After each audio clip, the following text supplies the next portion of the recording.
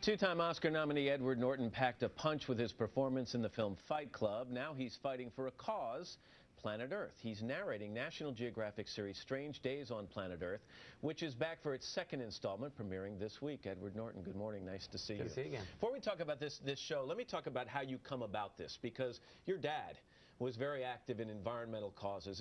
Were these discussions you guys had on a daily basis or have on a daily basis? Did you kind of pick this up by osmosis? Very much, yeah. I sometimes say it was the family business. You know what I mean? I mean, some people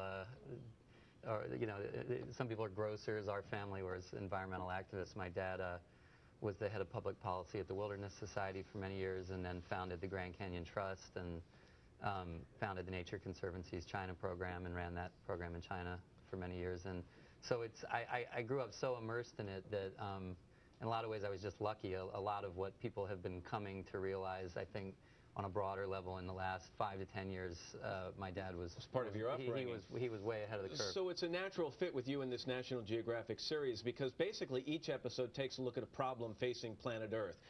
But it does it in a way that I think it's extremely compelling for the viewers. It presents it almost as a mystery that will be solved throughout the episode. Yeah, the guys who make this series just did a terrific job. It was one of the first things I had seen that I felt made a real narrative out of these issues, in the same way, like if you love CSI, you'll like this series.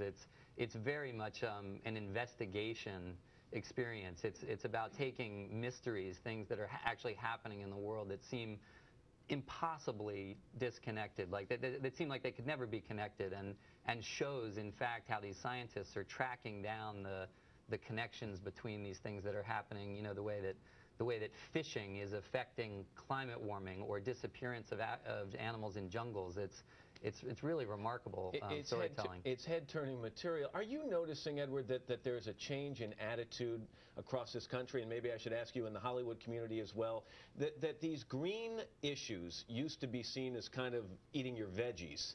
You know, it was good for you. And now people are excited about it, and excited about the fact that in small ways they can make a difference. Absolutely. Yeah, I think it's gone way beyond the entertainment community. I don't think the entertainment community is even leading the curve anymore. I think this is something that is becoming a very broad kind of a new social consciousness. I think it's way beyond politics. I think it's moved beyond being a liberal issue or a conservative issue. I think conservatives are recognizing that the economic interplay with sustainability is essential for us to grapple with, and so I think it's really it's reaching that level of a national mission. But when it comes to the entertainment community, you know, for years we've lived with product placement in movies and television. Sure. You see a can of Coke here, an Apple computer here.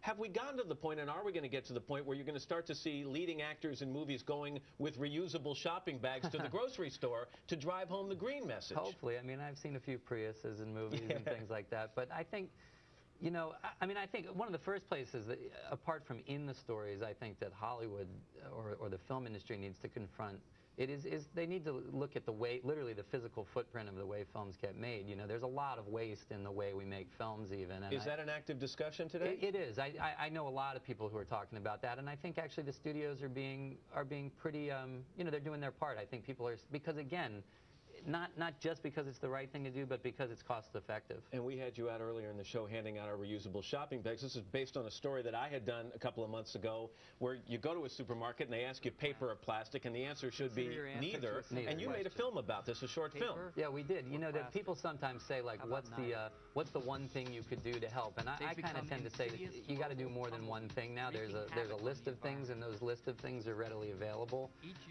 to us. But one thing for sure is the bags. The plastic bags are without a doubt emerging as one of the worst, stupidest things that we're doing for the environment. Those little bodega, deli plastic bags that you use for 30 seconds and throw away. 500 billion of them around the world. Yeah, and when China is ahead of us in banning these things, when other countries around the world are banning these things, that we need to get in line with that and catch up to the curve. And paper not much better, although it's somewhat biodegradable. It's just the waste of trees and resources to make those paper bags is crazy. And so it was nice to have you out there. Yeah, no, handing out. it's great what you're doing. I think that is a simple, small thing that everybody can do is forget about these little plastic bags. Well, if you want to know more about the issues facing the planet, check out Edward's series on National Geographic. It's called Strange Days on Planet Earth. It airs tomorrow at 9 p.m. Eastern Time.